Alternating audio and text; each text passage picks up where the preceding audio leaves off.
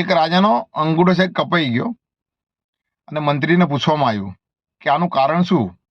એટલે રાજાને મંત્રીએ એવું કીધું કે રાજાજી, જે થાય છે સારા માટે જ થાય છે.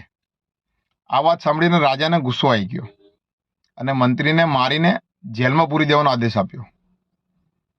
અને થોડા દિવસ પછી રાજા જંગલમાં શિકાર કરવા નીકળ્યા અને આદિવાસીઓનો સામનો થયો અને આદિવાસીઓ એમને બંદી બનાવીને એમને બલિ ચડાવવાની તૈયારી કરતા હતા. પણ એમનામાં એક નિયમ હતો, જે શરીરમાં કોઈ પણ અંગથી ખંડિત ના હોય એ વ્યક્તિને જ બલિ ચડાવવામાં આવશે. રાજા તો અંગૂઠે ખંડિત હતા એટલે એમને છોડી દેવામાં આવ્યા.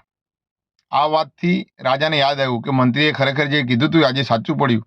મારો અંગૂઠો આજે કપાઈ ગયો હતો એટલે આજે મારે જીવ બચી ગયો.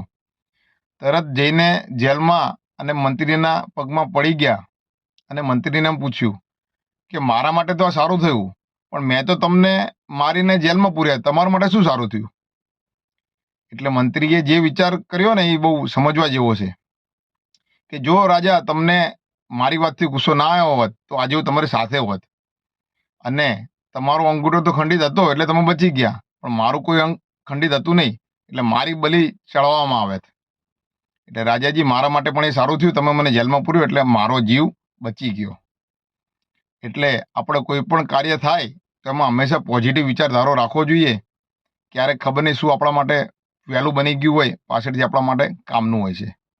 તમારે શું કેવું વિડીયો છે? વિડીયો સારો લાગ્યો હોય લાઈક, ફોલો, શેર જરૂર કરો. જય માતાજી, જય ભારત.